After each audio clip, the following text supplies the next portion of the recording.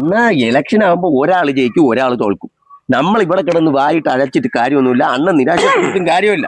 അണ്ണൻ ചെയ്യേണ്ട ഏറ്റവും വലിയ കാര്യങ്ങളാണ് അണ്ണൻ ചെയ്തത്. ഇതില് വേറൊരു കാര്യം കൊണ്ടുണ്ട്.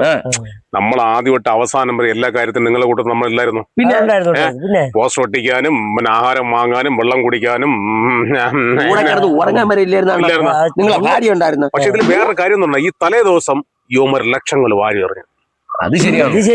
നമുക്ക് 100% ഉറപ്പല്ലായിരുന്നാ നിങ്ങൾ ജയിക്കുമെന്ന്. പിന്നെ ഞാൻ ജയിച്ചിരുന്നെങ്കിൽ നാട്ടുകാർക്ക് എന്തെങ്കിലുമൊക്കെ ചെയ്യണമെന്ന് എനിക്ക് നല്ല ആഗ്രഹം. അത് എല്ലാ സ്ഥാനാർത്ഥികളും വാഗ്ദാനങ്ങൾ കൊടുക്കും. അങ്ങനെ പറയരുത്. പിന്നെ നമ്മൾ അണ്ണ അങ്ങനെ വാഗ്ദാനം കൊടുക്കുന്ന ആളാണ്. ഞാൻ പൊതുവേ പറഞ്ഞ കാര്യമാണ്. അണ്ണ എന്തെങ്കിലുമൊക്കെ ചെയ്തേനെ. പക്ഷെ അണ്ണൻ ജയിച്ചിരുന്ന എന്തെങ്കിലും ചെയ്തേനെ. എനിക്ക് ഈ 1-ാം ബൂത്തിൽ വോട്ട് കുറവായിരുന്നെങ്കിൽ 2-ാം ബൂത്തിൽ നല്ല ലീഡായിരുന്നു. അത് ശരിയാണ്. അതൊന്നും ശ്രദ്ധിച്ചില്ലേ? അത് വളരെ കറക്റ്റ് ആണ്. 1-ാം ബൂത്തിൽ അണ്ണന്റെ വോട്ടിൽ കുറവായിരുന്നെങ്കിലും പക്ഷെ 2-ാം ബൂത്തിൽ നല്ല പിന്നെ വോട്ടുണ്ടായിരുന്നു.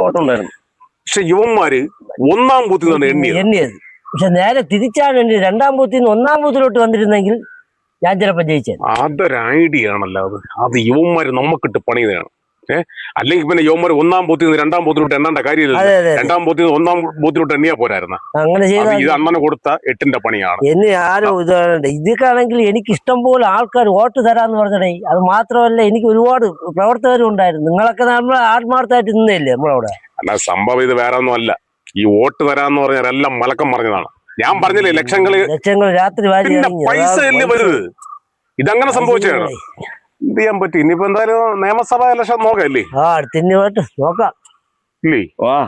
അല്ല പിന്നെ ഇവിടെ കളഞ്ഞാ അവിടെ പിടിക്കും.